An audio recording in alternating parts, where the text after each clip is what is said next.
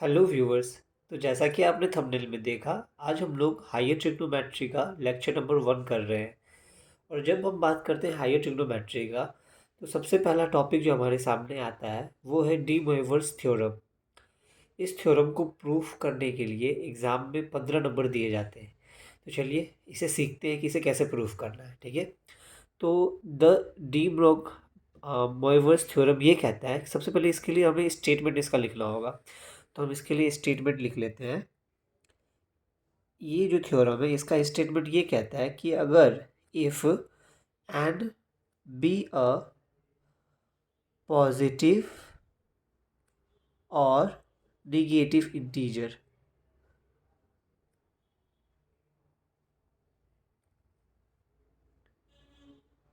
और be a fraction. यहाँ पे फ्रैक्शन कहने का मतलब ये है कि ये पॉजिटिव भी हो सकता है फ्रैक्शन, या फिर जो है निगेटिव भी हो सकता है।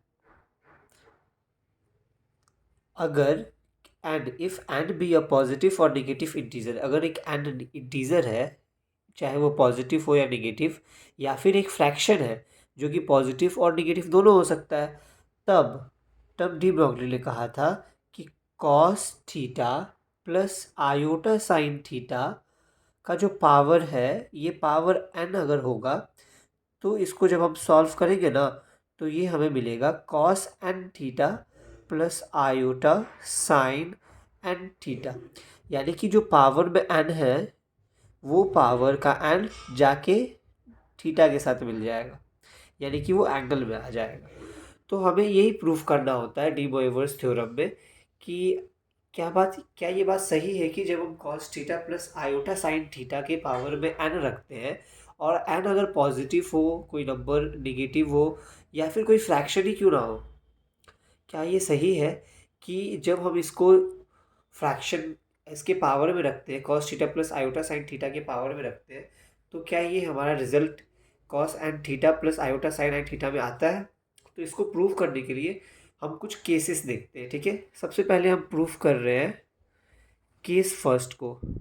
केस फर्स्ट में हम कह सकते हैं कि अगर एन, हम इस बार पॉजिटिव लेके देख लेते हैं। केस फर्स्ट में हम क्या लेते हैं, एन को पॉजिटिव लेते हैं। When an be a positive integer, positive integer कहने का मतलब है कि हम एन को 1 भी ले सकते हैं, चाहे 2 भी ले सकते हैं, 3 भी ले सकते हैं, पॉजिटिव है ये तीनों। और आगे आपको जो लेना है आप ले सकते हैं। ठीक है। तो सबसे पहले हम 1 लेके देखते हैं, क्योंकि ये एक इजी वे है। क्योंकि जब हम 1 2 ऐसे करके समझते हैं ना, तो हमें ये बातें याद रहती है। वरना हम अगर थ्योरम को प्रूव करने के लिए चलेंगे, तो फिर वो हमें याद नहीं रहेगा। और अभी जो मैं केस आपको बताने जा रहा हूँ, ये आपको आसानी से याद भी रहेगा और आप इसको आराम से सॉल्व भी कर सकेंगे। सबसे पहले हम लोग यहाँ ले रहे हैं लेट एन बराबर 1। ठीक है। तो ये बहुत ही इजी हो जाएगा आपके लिए भी। Cos theta plus iota sine theta, जहाँ पे एन था ना, वहाँ पे हम 1 रख रहे हैं। तो ये हमारा रिजल्ट क्या आएगा, अगर कोई भी पावर 1 होता है तो हम ये जानते हैं ना कि वो वैसे के वैसे ही आ जाएगा, cos theta plus iota sine theta. और हम ये भी जानते हैं, यहाँ पे साइन एन होगा, साइन थीटा। अगर ये पावर 1 है तो हम ये डिफाइन कर सकते हैं ना कि इसके साथ भी 1 मल्टीप्लाई भी होगा। अगर हम इसको ऐसे लिखें तो कोई गलत है? कॉस इंटू 1 थीटा लिख दें plus iota sine into 1 theta, कोई गलती नहीं होगा। यहाँ पे भी ये थ्योरम रिलाई कर रहा है कि अगर ये पावर में n है, यहाँ पे अगर 1 है, तो यहाँ भी थीटा के साथ 1 आ रहा है, यानी कि n आ रहा है। ठीक है। 1 के साथ तो आपने आसानी से समझ लिया। आप इसी को हम लोग 2 के साथ समझते हैं कि अगर हम एन 2 लेते हैं तो क्या ये थ्योरम यहाँ पे भी रिलाई करता है क्या? देखते हैं। Cos theta plus iota sine theta के पावर में 2, अगर ये पावर 2 है, इस बार होल थीटा होल स्क्वायर है, तो आपको तो पता है ना ए प्लस बी का होल स्क्वायर क्या होता है। इसको ए मान लेते हैं, इसको बी मान लेते हैं, तो ए का स्क्वायर यानी कि कॉस थीटा का स्क्वायर प्लस बी का square plus two two a b cos theta into iota sine theta. बहुत इजी है।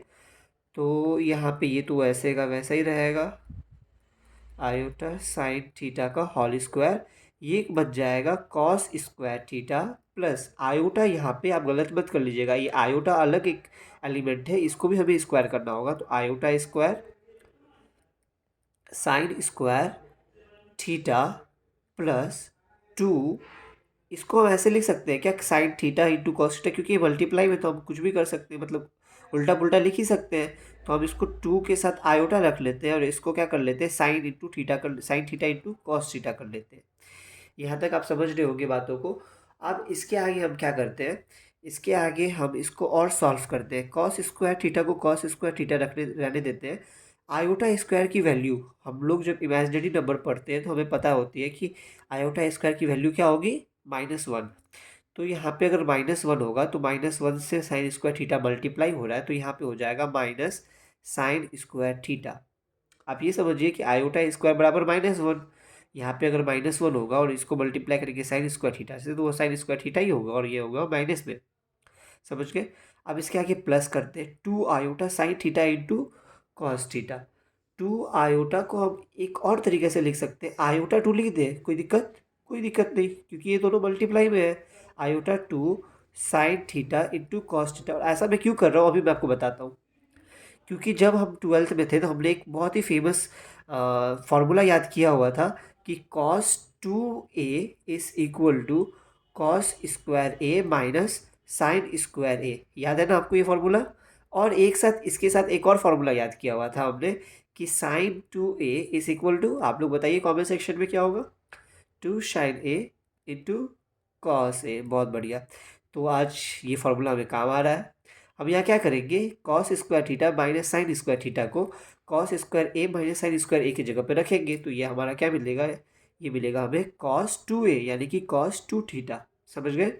प्लस है तो प्लस, आयोटा को ऐसे रहने देते हैं, iota 2 sine theta into cos theta. देखिए यहाँ पे 2 sign A into cos A, 2 sine theta into cos theta, सिर्फ थीटा के तो अंतर है, तो इसके जगह पे हम क्या लिखेंगे, साइन 2a यानी कि साइन 2 थीटा। समझ गए।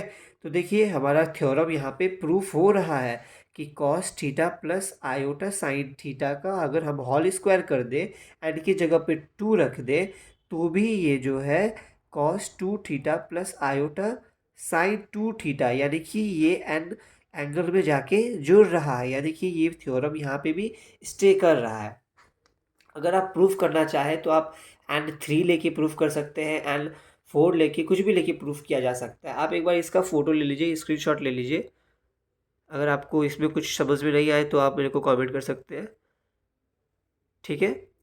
तो इसी वीडियो में हम देखते हैं कि N अगर 3 हो तो फिर हम कैसे सॉल्व करेंगे, ठीक है। अगर N हम, वैसे तो ये वीडियो काफ़ी लंबी हो गई है, तो अगर आप कहेंगे तो हम इसको दूसरी वीडियो में समझा देते हैं, N=3, और नहीं तो N=3 इसी वीडियो में समझा देते हैं। एक सेकेंड, N=3 भी अगर हम कर लेंगे ना तो हमें पूरी तरह से विश्वास हो जाएगा कि सच में ये थ्योरम जो है रिलाई करता है इस में। अगर यहाँ पे हम फटाफट कर लेते हैं, लेट N=3, ठीक है। अगर N3 लेंगे तो क्या हो जाएगा, cos theta plus iota sine theta का होल क्यू हो जाएगा ना। और अगर ये होल क्यू है तो हम इसको बड़ी आसानी से लिख सकते हैं। देखिए क्या लिखेंगे, cos theta plus iota sine theta का होल स्क्वायर लिख दे, एक ठो, एक ठो को स्क्वायर बना लेते हैं और एक ठो को सिंगल रहने देते हैं, cos theta plus iota sine theta रहने देते हैं, ठीक है। ऐसे में क्या होगा, हमारे लिए इजी हो जाएगा, क्योंकि अभी अभी हमने इसको सॉल्व किया है। Cos theta plus iota sine theta का होल स्क्वायर हमने अभी यहाँ पे निकाला है, क्या, cos 2 theta plus iota sine 2 theta, ठीक है। तो इसी को हम लोग यहाँ पे रिपीट कर लेते हैं, क्योंकि अगर यहाँ से वैल्यू निकालेंगे तो उतना ही आना है हमें। Cos 2 theta plus iota sine 2 theta मिल गया हमें। इसके साथ मल्टीप्लाई में है cos theta plus iota sine theta. Cos 2 theta 2 बार मल्टीप्लाई करेगा cos theta plus iota sine theta से एक बार, और एक बार आएगा iota sine 2 theta cos theta plus iota sine theta multiplication के साथ।